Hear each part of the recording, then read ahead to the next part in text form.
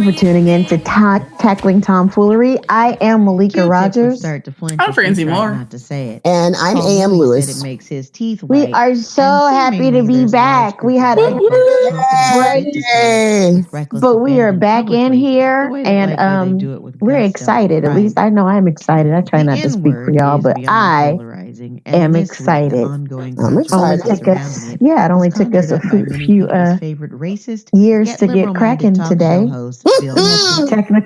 I had some technical difficulties, but we are ready now. Because we're about to lose control, and we think we like it. To come work in Nebraska. Oh yeah. Maher then responded by saying he's a house nigger. I'm dancing. I'm doing a Pointer Sisters shimmy right now. I think it's only right. Naturally, it's only right. All of us.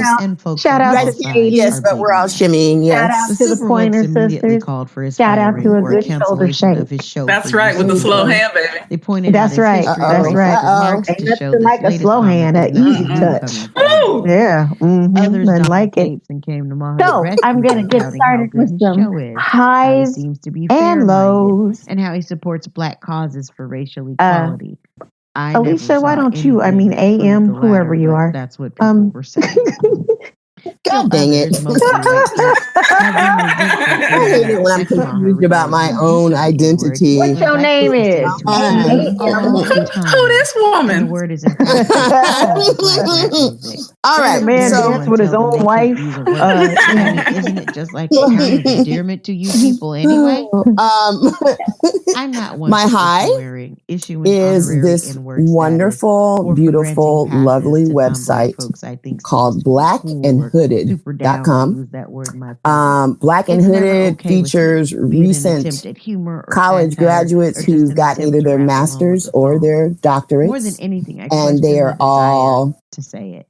Black people, usually the young ones, the babies, as I say, as probably everyone, I don't know, under 25 is a baby to me. But also grown folks. I went to this site and just was so overwhelmed by all of these people and their accomplishments and so happy.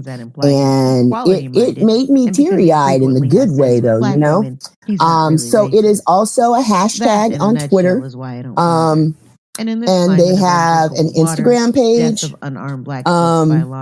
And you can, if anybody is listening who has recently accomplished either degree or has someone in your family, know someone who's accomplished, you can submit your picture, your Twitter handle, your Instagram screen name, and they will put you on the site. And it just is really an uplifting. If you're at all emotional about your people, I defy you to go to this site and not get a little tight in the throat, because it's so beautiful. So that's my high. My high was high, my low is really low, and it's incidental. I just came across this today. I was listening to Code Switch. I was listening to the racial imposter episode, which I think is the most recent one. And this woman casually referred to seeing this exhibit about lynching postcards, which I don't know. Maybe it's me. I was unawares. I do not live in a metro and have not lived in the kind of metropolitan area that would have these kind of exhibits. But unbeknownst to me, they're, used to do actual postcards from lynching events. I envision them to be kind of like baseball cards, but for lynching. That people would buy as little souvenirs and then send them to family members. And I saw a couple of the images online. And it just was, I think about how we are regularly and to this day denied our very humanity. And to look at something like that and to see how, while yes, it's not the same kind of denial of humanity, but that attitude still persists even unto today. And to try to put myself back in that time where today we're worried about cops pulling us over, cops pulling over people that we love and the danger that might ensue from that kind of interaction for them. Whereas at that time, just your basic Black ass life, walking to wherever, being wherever, everything was a danger that could end in death. And then this kind of display of hijinkery around it, it the opposite of Black and Hooded. I looked at a couple of the pictures and I got teary-eyed because it's so difficult. It's just difficult. It was just a really difficult thing, but I felt like I needed to know, and I plan to do a little bit more research on it. There's a book whose name, of course, because it's me, I can't remember, but I will certainly provide a link for the show that I think I'm going to get and learn a little bit more. But that was a low. I love Code Switch. I stumbled on that little piece, and yes, we love Code Switch. I stumbled on that and went down the damn rabbit hole, and that was real good. I learned last year. I was listening to something on NPR. I really don't recall what I was listening to. Might have been, I think it was Race Card, maybe. But there was a woman talking about how she'd gone through her grandfather's stuff or something, and come across like invitations to lynchings. Like they would be planned as events. So when you brought up the cards, it made me think of that story in terms of, they planned these like it was not a murder everyone was going to be attending. It was just some fun for the whole family. Bring the children, and then would have like the name of the whoever was going to be lynched, and it'll be X time, and bring a picnic lunch, and all the craziness. It's bad. And then people wonder sometimes why I'm so cranky. But anyway. But that was 100 years ago. Get over it. Let it go. Oh my God. Being a victim. Better yourself. Oh, I didn't hang anyone. I wasn't there. Oh. Man. I mean, not even a little bit. Yeah, let's not. Yeah. Francie, your highs and lows, dear. Okay, so I'm sure my low is predictable. I know probably everybody thought I was going to say this, but I'm just going to say it. And it's multiple parts. I mean, it's okay. So the first part is I have to just as a disclaimer say, dear Bill Maher, are you out of your mind? And, I've talked about him before on the show. I have been really, really fed up with some of the things that have been happening. But I do think he lost himself. He lost himself. And I just kind of want to send him a little note that's like, hey, I don't care how many Jay-Z lyrics I don't care how many satin pillowcases you've washed. You can't say nigger in public. You just know that you can't do it. And I believe with all of my heart that he has friends with whom he says that word freely and not necessarily in an attack or as a referential to them. But I think that that's probably the case. But, and I want to be clear, if he loses his job, it's just what happens. He's lost a job before because he was reckless. I mean, not reckless, but whatever. But I do want to say my low is really not that there are people who took exception to it or were offended to it, but this whole rallying for him to lose his job piece is really something that is causing me a little bit of ire. Again, I cannot say enough. If he does lose his job, it'll to me be like Paula Deen. Like America, how it is. You said it. You pay the consequences. But for me, it's like these people that I'm seeing on my Facebook. Whatever it is. They're not mad at Megyn Kelly for having a show on NBC. And to me, intent, to Kareem Abdul-Jabbar's point, is a huge part of this.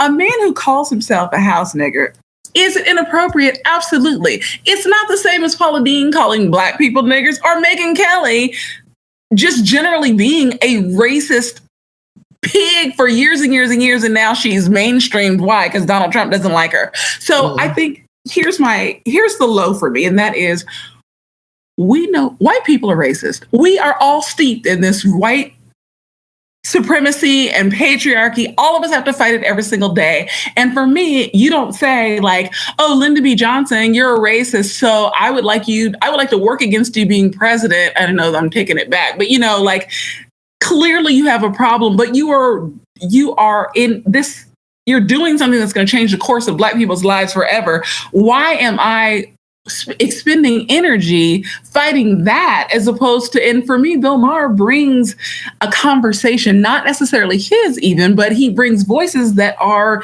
not heard in mainstream media. And I feel like we're worried about the wrong thing. It's like this lightning rod. And when we hear nigger, we lose our collective minds. And so here you've got Beauregard in this very same week doing crazy stuff in office, taking, doing insane things. And to me, it's like, well, am I going to concern myself? And again, I'm not diminishing it. For anyone who felt like it was inappropriate, I totally agree. It was inappropriate, but are you going to Chick-fil-A? Are you buying Jimmy John's? You know what I mean? Like, there are huge, huge issues at hand, especially today, and we get caught up in it. And I do feel like this is like the Wonder Woman thing, where it's like we have these huge expectations of people who are bringing something to the conversation, but we're not holding these people who are doing blatantly terrible, crazy things. We are not holding them to any of those standards. I do not understand it. And again, this is not me caping for Bill. This is me saying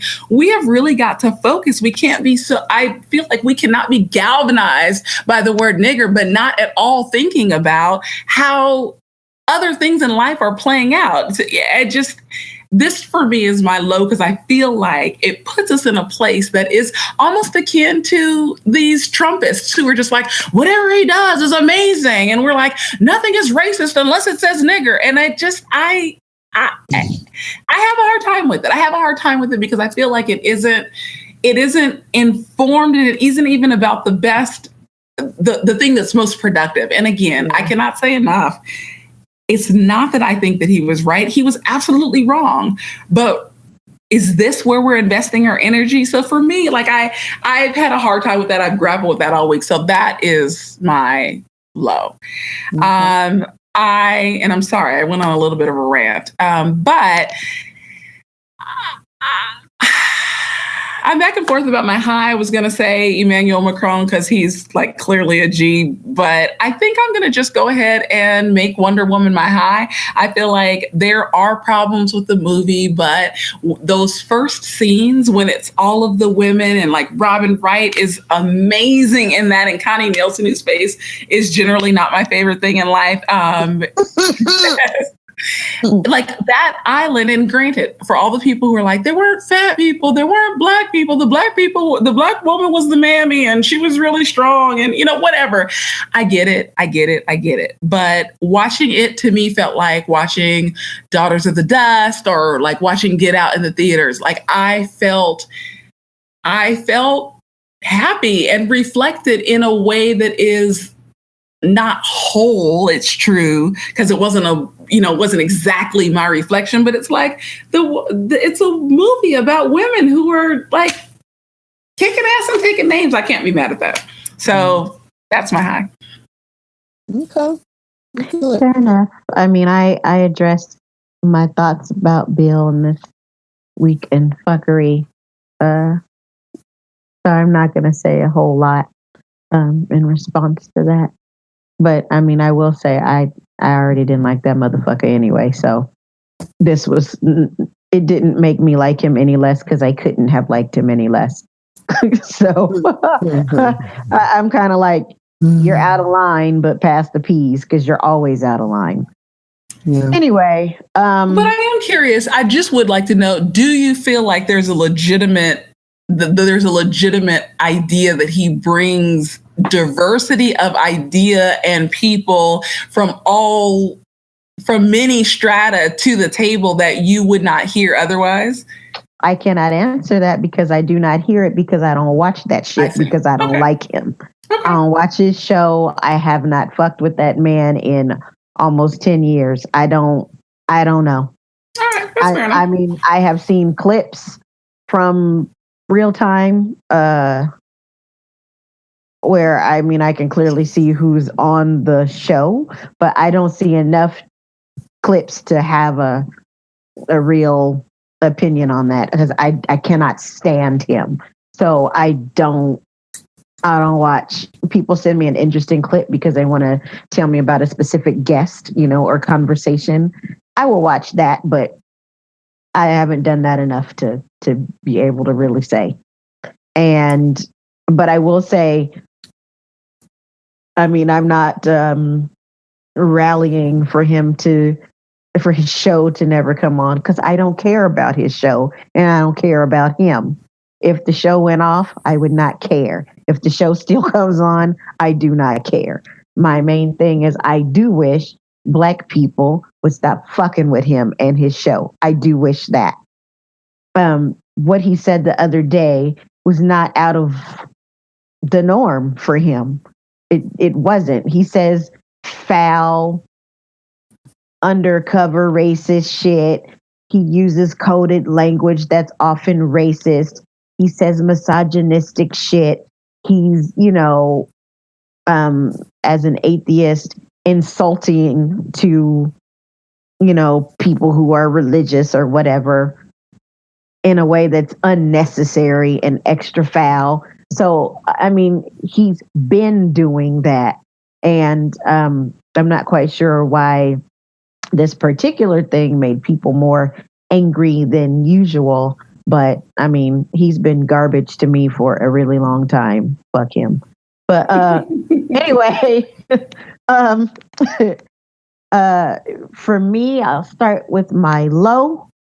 The low for me was this poor child, this Naomi Jones, a 12-year-old baby in Pensacola, Florida, came up missing. There was a big search for her, and they found her in a creek a few miles from her home. And I know that police had some people of interest, but I don't know anything further than that at this point. I don't even know if they've said anything further about it at this point. I just know I'm bothered. And my feelings are hurt, and I'm sad for her family, for anyone who loves her, knows her. I'm sad this baby had to experience whatever she experienced that led to her death.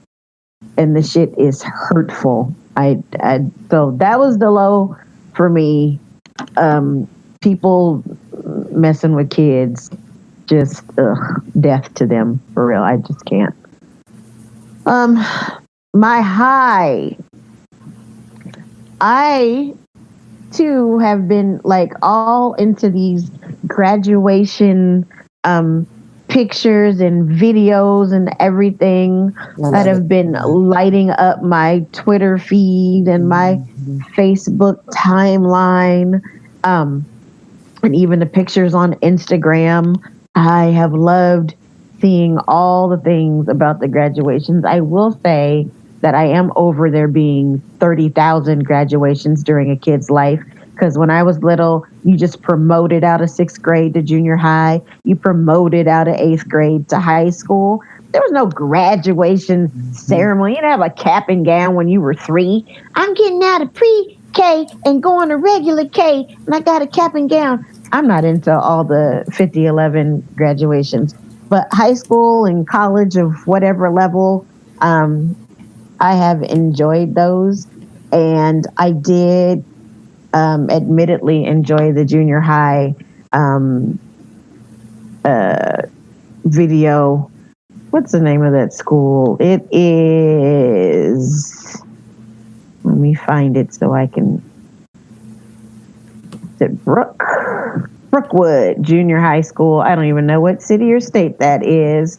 But these 8th grade babies did their own sort of remake of Frankie Beverly and Maze Before I Let Go, singing about making it through their 2 good junior high years and on their way to high school. And this baby was singing his little ass off, and the kids were dancing and backing him up. And then you can hear his mom in the audience, and she's saying, "That's my baby. That's my baby singing." And that shit was super dope to me. So watching those kids do their thing was really cool. Put me in a good mood. I liked it. But in general, I have really enjoyed looking at all these graduation pictures, and I don't care if it's 12th grade or undergrad or grad or getting a PhD, doesn't matter. I think all of it's an accomplishment, and it's been cool to see. So that is my high. All that brilliance walking around. I like it. That's beautiful. They were so cute. Yeah. They were adorable. And even though I don't coordinated moves and everything. Yes, and even though I do not love 30,000 graduations in a lifetime, I do think the babies are cute too in their caps and gowns. It's a bit much for me, but they're cute. Little tiny baby gowns. I love it. It's much for me, but they're adorable because babies are adorable. They are. And most of them are laid out or they got their leg kicked up or something in the cap and gown. They don't even know what's happening. Like, why am I wearing this? Hey, fellow tacklers. We thank you so much for listening to our show. If you're interested in supporting us, we would be ever so grateful. You can donate to the Tackling Tomfoolery podcast at patreon.com/Tackling Tomfoolery. So, okay, I guess about a week or two ago, there was an article. I want to lie and say it was Vanity Fair. Maybe that's not a lie. I don't know. But anyway, Zoe Kravitz did this interview, and she was talking about sort of coming into her Blackness and accepting it and getting into being able to say, yes, I am a Black woman. And I saw all kinds of responses. I saw a bunch of side articles from the interview. What does she mean she didn't know she was Black? I mean, how could she not? Look at her Black ass parents and all of that. Or what's wrong with her and why is she denying her Blackness? And, whatever. I saw a bunch of articles that were kind of picking. They were ashy. They were in great need of moisturization. Yes, indeed. They were ashy. Pour coconut oil all over it. For real. Because I think people totally misconstrued at least my idea of what Zoe was trying to say or was saying. Mm-hmm. So we're going to kind of talk about our Blackness today.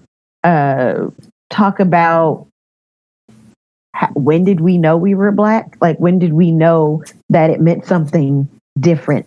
When did we accept it? Because you can know it and not really fully accept everything that sort of comes along with your Blackness. And maybe even how did we find out we were Black? Was there a particular experience that led us to it? Did we always feel proud about it? Or did that come a little later? Did we have to do some living, experience some things before we knew? But we're just talking about being Black today. Black as fuck. Because that's what we are up in here. I love your Blackness and mine. To quote DeRay. So, Francie, for you, when did you know you were Black?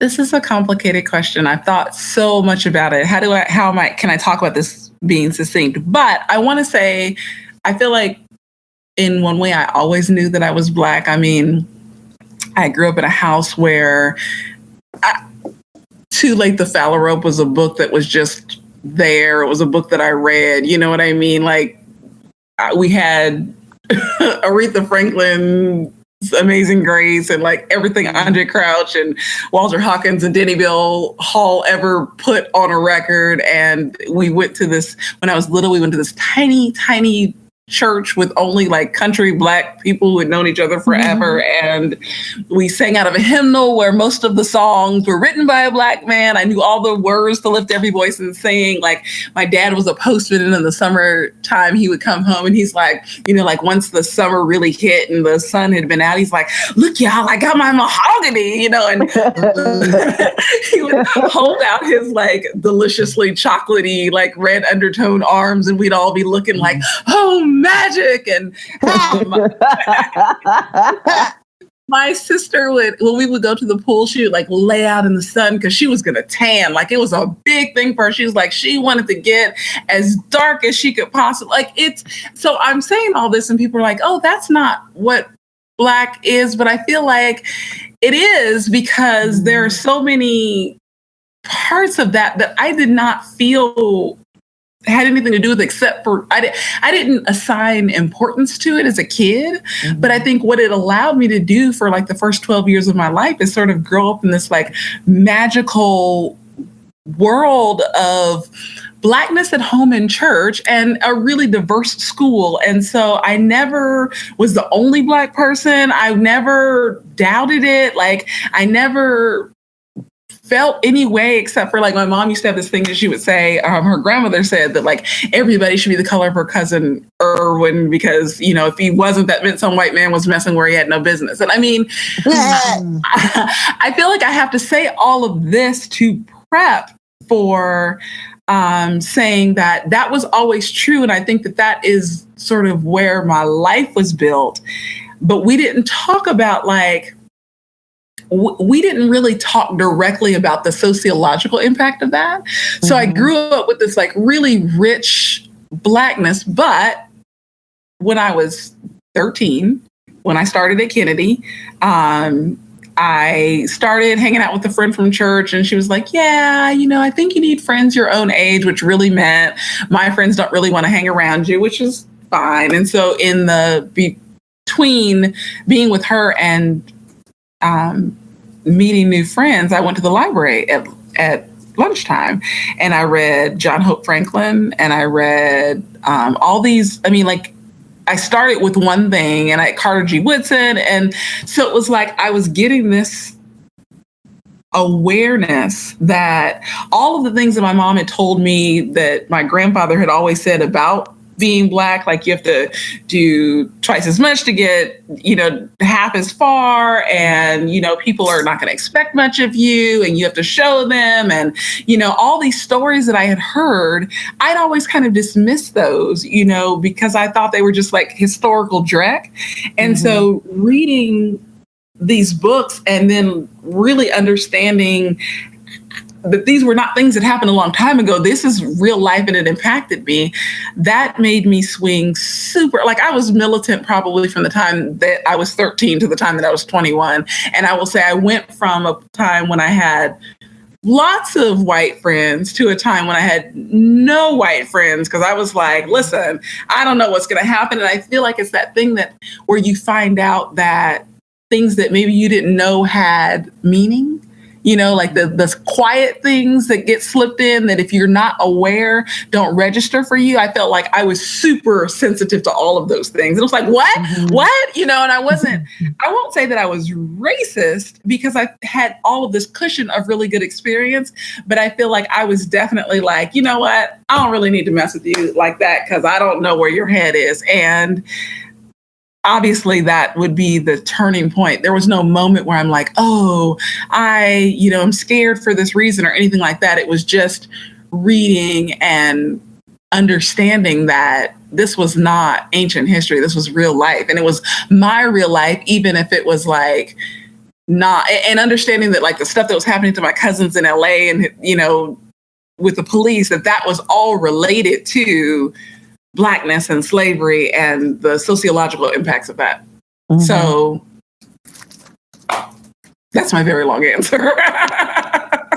So that you always knew though, Francie? Like you always had a sense of your Blackness, but it just came into focus as time went on? I think that I always recognized myself as a little Black girl. Yes. Like I just didn't know that there was something singular about it. I thought it was like me wearing glasses. Like some kids do and some kids don't. Like I didn't know that it meant anything else. And I will say, up until that point, I really didn't. I had no sense of that. And part of that I know is because my mom deliberately didn't have those conversations because she didn't want to poison the well with, what we would later talk about really freely.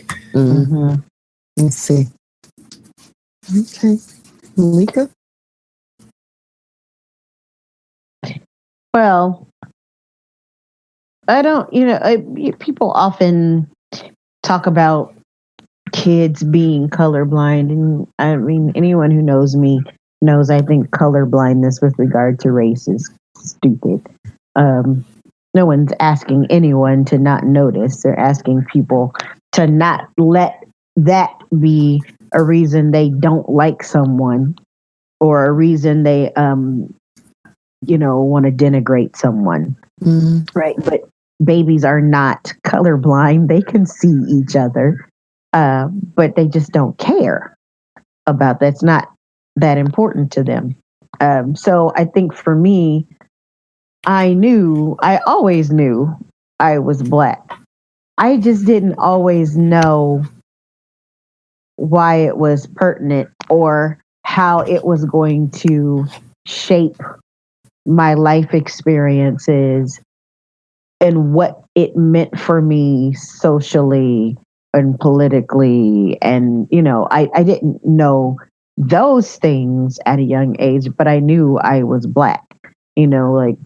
Black history was discussed in my house, and I went to an all Black church. I was around a lot of Black kids, but I think when I really knew there was something different about it was, I'd say, second grade. I don't know, how old are we in second grade? Like 7, 8. Something like that. So, and I think I've told this story before, on the podcast about playing at that girl's house, that white girl in my class, and her suggesting that we pretend we were getting ready for dates. But the catch was when our dates got there, they were both Black. And then she sucked in her breath like, oh, can you imagine it? And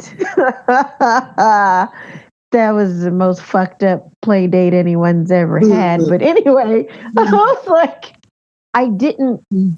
being as young as I was, I didn't know why exactly what she said was out of pocket.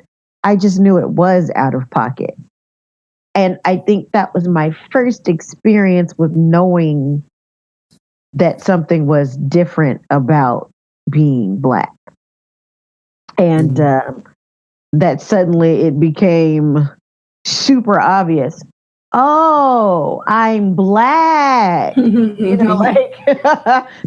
I knew, but now I know there's something to it I didn't know was attached. Yeah. So I'd say it was a combination of that experience with that girl who was super ridiculous at that time. And also, I started getting bussed in second grade. So to be in Gate, I had to go to a different school. It was a predominantly white school. And,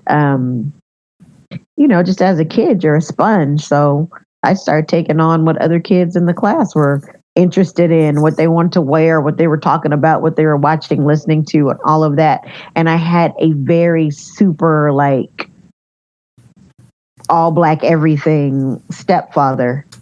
And so he would be irritated with, why are you coming home talking about all that white shit and you want to be like these damn white kids and you can't be like them.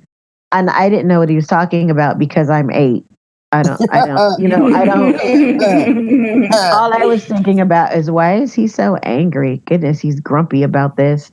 It's just 80s pop music. It's just, I don't know, whatever was in at the time, fluorescent clothes. It's just a Madonna lace headband. I don't know what your problem is.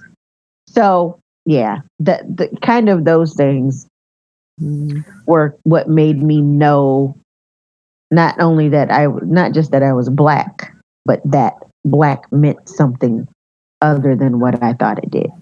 I just thought it was my skin tone. Yeah. How about for you, AM? When did you know you were black? It's funny because I remember it very, very clearly. I don't know how old I was. I just know I was little. And we were living in Alaska at the time. And we were downtown. I want to say at J.C. Penney's or something. Now, understand your girl is talking about everything is in the mall time. So we're in downtown Anchorage. I'm sitting in the car. I don't know why. And I'm looking in the window at the mannequin. And I realize a mannequin is a different color than I am. Mm-hmm. These are not mannequins like they are today, which are pretty much featureless and just kind of body silhouettes for clothes, like full on mannequins with the facial features and the hair and the color, the skin tone, flesh, quote unquote, flesh tone. And I just remember having this realization that mannequin was a different color than I was, and I was a different color than it was. And I don't remember if I knew that meant I was black. It was like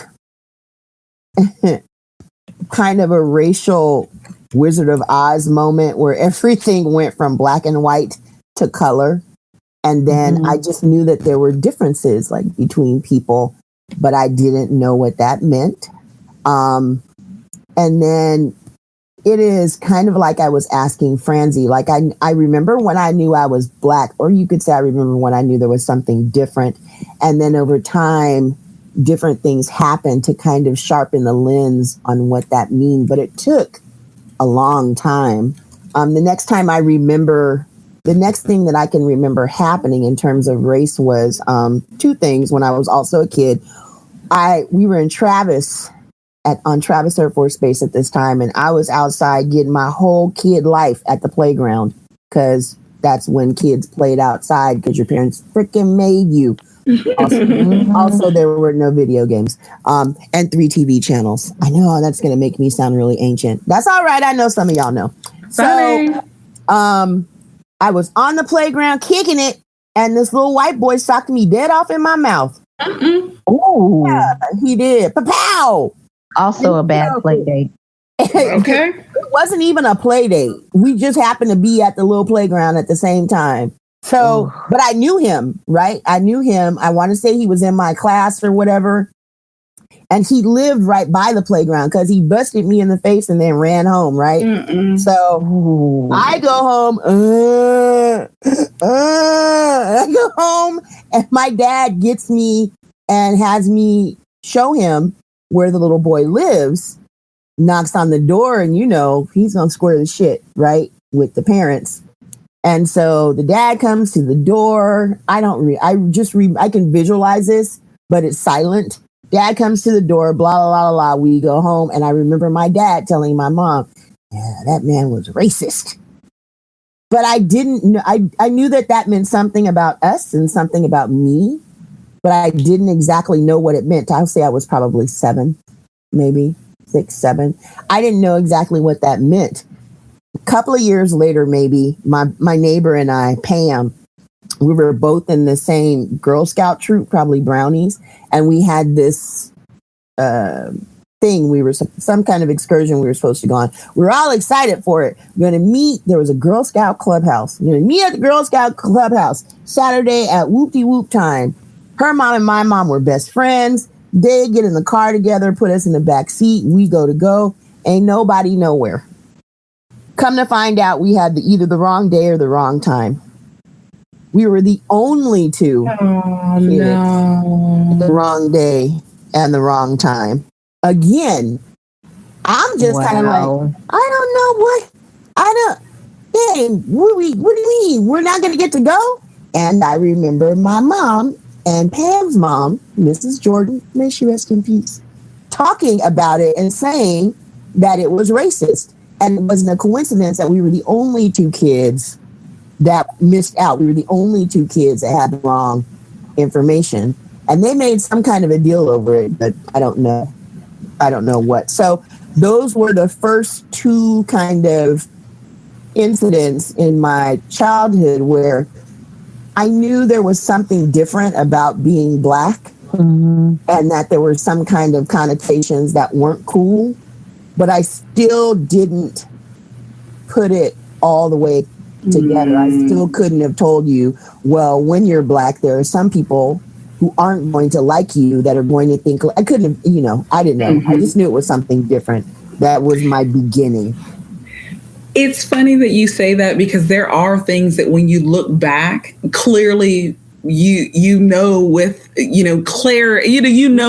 pristinely, perfectly that exactly what was happening. But at the time, because you don't have that context, you have no place to put it. Like my 6th grade teacher, this is the one that left me in front of the school and told me they were going to gas up to and come back and get me, but he just left me sitting there. Wow. Was super racist. He was racist from the time my mom came in. My mom came to review the scores, the entrance exam with him, and he said, "This is your biological daughter?" And she said, "Yes."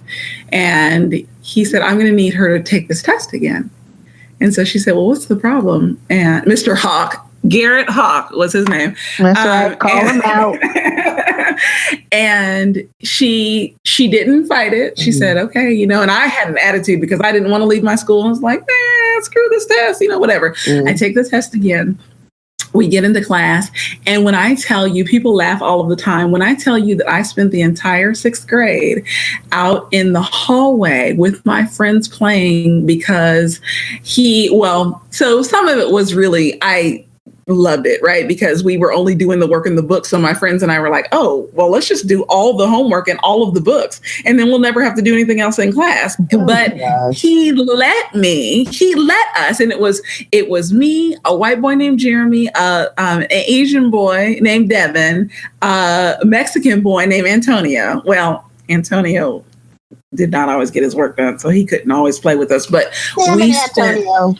we spent the entire, when I tell you we spent the entire 6th grade year outside, because we were in the choir room at the church, and it was the place that the choir, where they went from the choir room to the choir stand, and we played out there in the dark. We made our own games. We would bring books from the library. We had our own thing. And when I say I was there for 75% of the class, I mean, I was there for 75% of my day. And I know that happened because he didn't want me in that class, and I don't want to say I was not the only Black kid in the class, but I know for sure that everything that happened to both my sister and I at that school was related to us being smart Black kids. Yeah.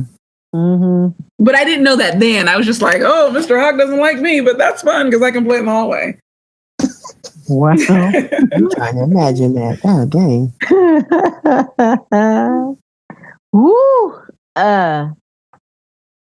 So once you knew you were Black and that it was somehow different, there were a different set of rules, there was something else that came with the Blackness. When did you accept that, okay, I'm Black and this makes me somehow different from the mainstream or dominant culture? When did you accept that? What was it for you, AM? Do you have any idea of when you were like, yeah, oh, okay, I'm Black, and yeah, okay. Yeah, I remember, but it didn't happen in retrospect. I can't say that it was the healthiest of ways. So I was young. I was in the 7th grade, and I had gone from elementary school on basis to this junior high in Anchorage. And that took all of us little Air Force kids and mixed them in with all of the civilian kids and all of the Army kids from the Army post in Anchorage. So the Air Force is a bit more homogenous than the Army. It's diverse, but it is not racially diverse. There's a lot of, I guess, ethnic diversity. Like I grew up with some Filipino kids kid whose mom was Italian, a kid who's, there's that kind of diversity. Mm-hmm. When you're talking about color, like there weren't a whole lot of Black people. The Army is different. There are way more Black folks in the Army. And then there are, contrary to what I know a lot of people probably still believe, Black folks, native Black folks, well, not native, but people who have lived their whole lives in Anchorage, Black folks. Okay. Mm-hmm. So I went from having this little diverse crew of friends to getting to junior high and suddenly having this sense, and I really can't explain it to you other than it was just some kind of innate sense. It was like I was a bird and I migrated. Oh, it's time for me to be with all my people now. And all of my friends were Black. We all hung out together. I listened to, with the exception of when my parents listened to American Top 40 on Sunday, that is when I started seeking out Black music. Mm-hmm. Boom. Just like that. I had this sense that there was a way that I was supposed to be as a Black child, as a Black girl, surrounded by all of these other Black kids who seemed like they had been doing Black some different, cooler, better way than I had. And that's how I went down. And I wasn't the only kid that I knew from the Air Force Base, that kind of only Black kid that went through that experience. But that is when I feel like it was there was a very dramatic shift kind of in who I associated with, who I related to, who I hung out with, kind of across even what I wore. There are things that you would wear as a Black girl that, you wouldn't necessarily do as a white girl. There's just small differences in what was cool to the Black kids, what was cool to the white kids. And that is the very, very beginning of me, or was the very beginning of me knowing some different shits about this Blackness. It's on a surface level, kind of. You know what I mean? Not in any deep way, but definitely on kind of an associative surface level. How about for you, Francie? Yeah. So my life did shift, as previously discussed, but I don't think for those reasons. I think there was sort of a natural shift in the sense that in sixth grade, when I moved to the new school, in sixth grade, we started going to St. Paul, another all-Black school, all-Black church. So my friends were from church and from school, and all of my school friends at that, like, once I saw the light, I don't think that I took time to adjust. I think that I went from not understanding many of the levels of Blackness to really understanding white supremacy as a pathology. Like, I don't think I ever had the moment where I interpreted it as I should be different, or people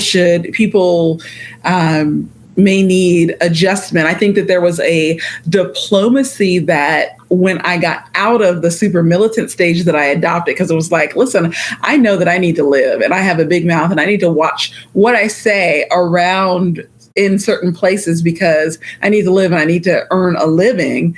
I think that is something that I adopted as a result of understanding, but I don't think I ever felt like I got to do this to fit in, because I feel like I was always good with my Blackness, and understanding it in a historical context made me even more staunchly cemented in that. So I don't think I ever had a minute where I was like, ooh, I don't think I struggled with my Blackness. I think I struggled with whiteness and what that meant in my life. And I felt like it was a survival thing, like a dangerous thing. I didn't feel like I was in any way inappropriate or wrong. I can understand that. That makes sense. What about you? I think kind of once I was in that environment of being not just the minority in life, but the minority in class all the time. I think that's kind of when I came to grips with, oh, okay, I see this means something different. I'm okay with that meaning something different. I didn't always like it though. I never wanted to be anything else. I never, oh, I wish I was just white and my life would be easier. I wish I was more like Amy or Joanna or whoever was in my class. I never felt like that. But I did often feel like, I wish this shit wasn't harder.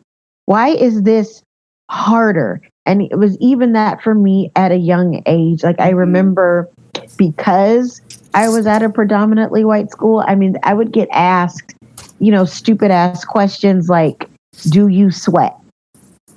Oh my God. What kind of cooking oil do you put in your hair? Why would anyone be putting cooking oil in their hair, Amy? Bitch, I don't know. Who does that? So it was like challenging for me at times, because I knew who I was. And even though I was young, I was starting to get an understanding of what it meant. And I was proud of it, but I was also having to deal with, at school, being one of the onlys, or as the old people say, onlyest, one of the onlyest ones at school. And then going to a predominantly Black church and being like heavily involved in church as a kid. So this is a place where I am 3 or 4 times a week, right? And those kids being like, oh, you think you're white because you go to that white school.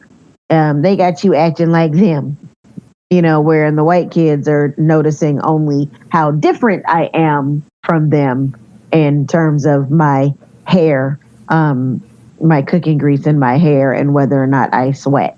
Who asked that? Do you sweat? Do Black people sweat? Oh my gosh. But anyway, so it was a challenge for me, because it was never, once I knew, I never had a problem with that identity, but it was how other people were perceiving me and what I thought of it. That was the problem. Go ahead. I'm sorry, I didn't mean to interrupt. Go ahead. I was saying, I look at someone like Zoe Kravitz, and one of the things she was saying in her interview, it was a quote where she said, it's been a really interesting journey because I was always one of the only Black kids in any of my schools. And I thought, oh, girl, I feel you. I went to private schools full of white kids. I think a lot of that made me want to blend in or not be looked at as Black. The white kids are always talking about your hair and making you feel weird. Oh, this child knows my life. I had this struggle of accepting myself as Black and loving that part of myself. I didn't have that problem. And now I'm so in love with myself and so proud to be Black. It's still ongoing, but a big shift has occurred, et cetera, et cetera.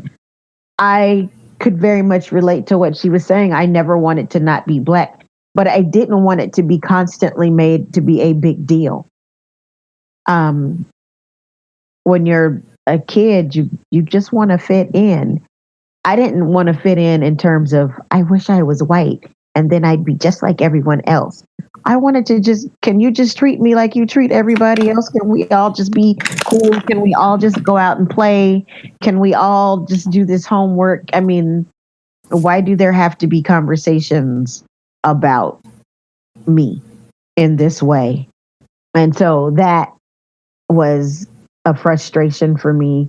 But like I said, it never made me wish to be anything else. It just made me wish to be kind of left alone about it, Now, I mean, I still don't want to have those kinds of conversations as an adult, but I am very, proud of my history and our legacy and culture the various cultures. I don't care if it's Black inventors or if it's gold grills. I love all of that shit. I love it all. I don't mind talking about it. But even today, in terms of talking about it, I don't like talking about it like I'm a museum piece. If people are just genuinely interested, and they have questions, that's totally, I can talk about Blackness all day, but I don't want to be talked to like I'm an oddity to be discussed while drinking wine and staring. I don't want that. Something that strikes me as very interesting is, in many ways, Malik and I had similar school paths. So I think you guys know that Malika, Brendan, and I all went to the same junior high school, at least for the time that Malika was there. And then Malika and I went to the same high school.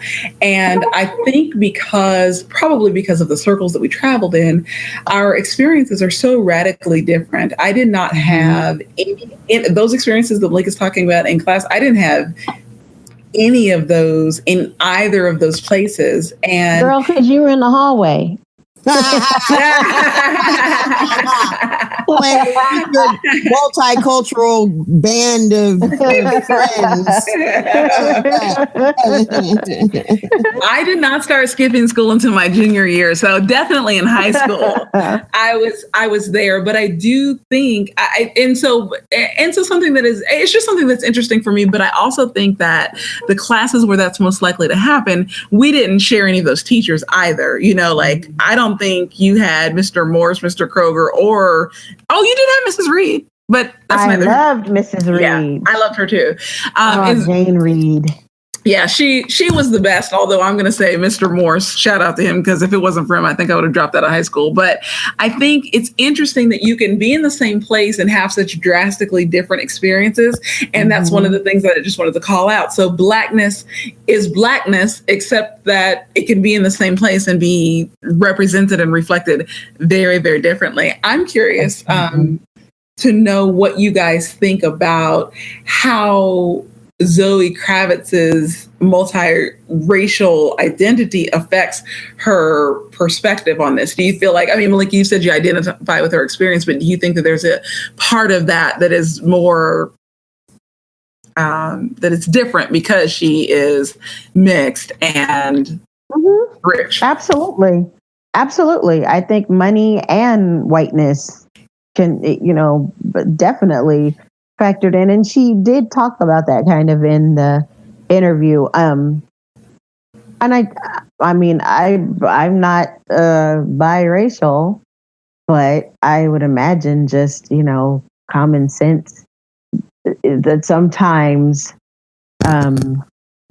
there's the I don't want to just talk about being Black, because how do I ignore this entire part of my family and this entire part of my makeup, even though in this country people generally look at someone who might be biracial but just looks like a Black person. You can see the Blackness and they just say, oh, Black.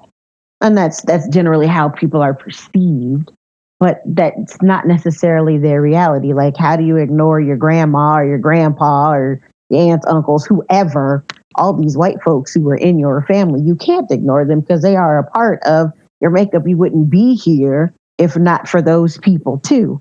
So I would imagine, that played a part in it for her, and probably just different exposure, because she was saying she was going to predominantly white schools. And I imagine outside of those schools, she probably didn't see a bunch of Black people unless they were related to her. So who she was seeing in school was probably also who she was hanging out with outside of school. And then, like I said, there's always that desire to just fit in, blend in, not be sort of just like always the odd person out, or always have to be the voice of Blackness or whatever else because you're the one black person. And so, I'm sure that money and being, biracial, multiracial, whatever, factored in. I mean, she's the child of two biracial parents, so I'm sure that played into it. And maybe why there was sort of a slowing of her process to get to the part of, all right, I'm Black and I'm proud. I mean, I can see why that might have taken her a little bit longer. But yeah, like Alicia said, from jump, I do think people were being ashy about the way they were responding to it, because I think a lot of people don't have maybe the experiences that the three of us have had, in terms of our Blackness and in terms of where we went to school or where we lived and what our experiences were as a result. So a lot of people who don't have that kind of experience just assume somebody's being a sellout or embarrassed or ashamed about his or her Blackness. And the majority of the time, it's not that at all. Mm-hmm. It's just a process. And sometimes it's it's like having a shock, like, oh, wait, all this changes my whole life. It changes everything about everything. I didn't know. I wasn't ready. I'm 5, so I think, I definitely think that awakening can be delayed when you factor in socioeconomic levels. I think that, I know for me, in my whole progression of, it was just like getting blacker and blacker, it seems like as time has gone by, one of the kind of impediments to that between me and certain other folks was socioeconomic. And please understand, I'm simply talking about coming from working class parents, and not anything extravagant by any stretch of the imagination. But I did have everything I needed and a lot of what I wanted, and I got fucked with for that. Mm-hmm. And I got told that I wasn't, I did literally get told this, but it wasn't until much later, but I got treated like I wasn't really Black. You know what I mean? Mm-hmm. I didn't. So I can imagine for someone like Zoe Kravitz, who's biracial and has 2 famous, wealthy parents. Dad is a fucking rock star, and has 2, beautiful, talented, wealthy parents. I could see where, kind of the ways you step into or have realizations about being Black and begin to embrace it were much, much more delayed for her, because she's in this bubble of wealth, and we'll say probably whiteness, but a whiteness where probably the wealth took more precedence than her ethnicity did. I would speculate that. And I haven't read the article, Malika, but I can see that being, especially in entertainment circles where, people are liberal and pride themselves on being woke. Oh, yeah. And she's definitely more Rashida Jones than Alicia Keys. You know what I mean? Definitely. Yeah. Definitely. I do want to add that I don't think, so despite everything that we've talked about, I don't think I had a full understanding of Blackness personally until I moved to Mississippi. Because I think for the first time in my life, I understood, and I understood it in a really visceral, personal way, even though I was removed in some ways from it. So I'm right next to it with my kids. But when it came to living about town, I really lived in that town like an Oprah eye with an Oprah eye status. And it didn't stop me from seeing what was, but it gave me access to these places that I would have never seen and maybe even believed without it, where you're like, oh yeah, this isn't some fantasy from the 1850s. Like, this is real in real life and right now. So I think it just increases as your life changes, your understanding. I completely agree with that. I mean, it's been, I think this conversation was really important. I didn't really think about discussing it until I saw that article, and I was like, oh yeah, we should talk about that. And I think people, because they're always in a hurry to talk about how everybody's the same, we're all human beings, we all bleed red, blah, blah, blah.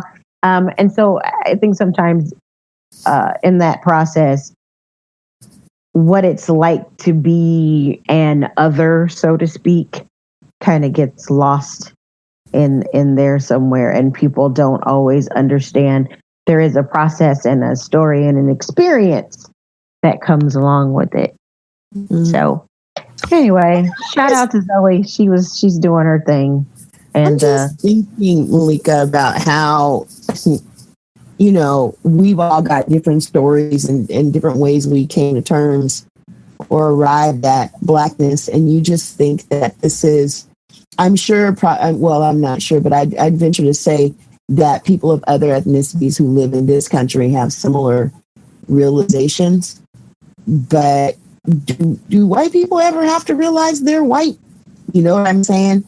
When most of the people around them look like them, when they're represented on TV and entertainment, on the radio, et cetera, is there a similar way where they're like, hey, that person is different, which means then I wonder if there's I understand it's not freighted for them in the way that it would be for us, I don't think, but I just wonder, I never thought about it. I wonder if they have those similar situations. I mean, awakenings. I don't know. That's a very different conversation. But I would like to say that I think that white people realize they're white when they are coming into an understanding of the world around them. And even though that's similar, I feel like that happens much. I feel like, yes, maybe they notice those things, but they're discarded as children. But in real life, in ways that affect their lives, I feel like those things happen when their lives change, when they start saying, oh, when they start checking their privilege. That's what I was just going to say. Yeah, that wasn't a point of conversation. I was really just musing out loud. I like it when you muse out loud. That's what I did. So we're going to end this good conversation with some shout outs.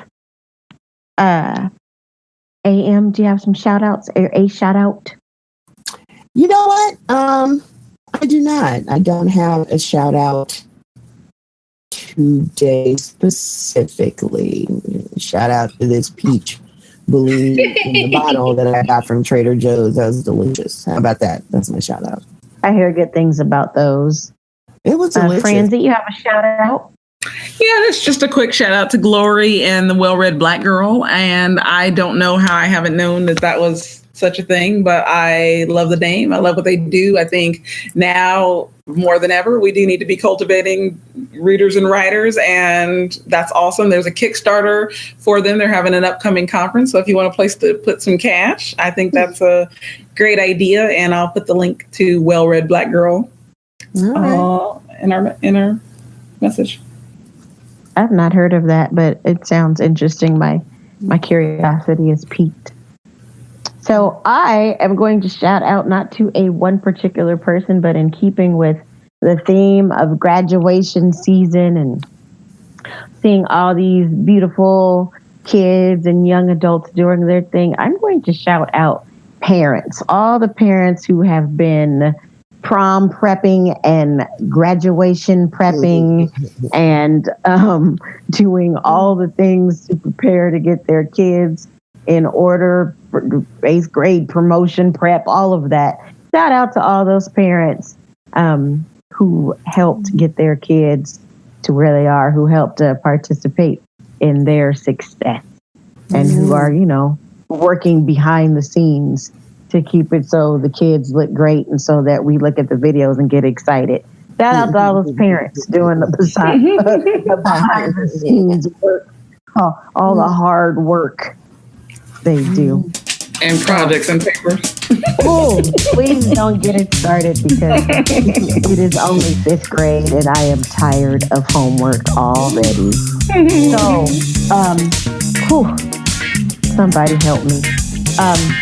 Anyway, we thank you so much for tuning in to Tackling Tomfoolery. We're so glad to be back. Looking forward to season 2. I am Malika Rogers. I'm Francie Moore. And I'm A.M. Lewis. Tackling Tomfoolery is produced by Bren Inman for Evergreen Talent Collective. For more information, find us on the web at www.tacklingtomfoolery.com, on Facebook at Tackling Tomfoolery, and on Twitter and Instagram. Subscribe to the podcast on iTunes, Stitcher, or SoundCloud, and make sure you rate and review the show, as that helps people find us. If you'd like to contact the show, email us at tacklingtomfoolery@gmail.com or leave us a voicemail at 916-573-1065. Let us know what tomfoolery you're tackling. Thank you for listening, and we'll talk to you soon.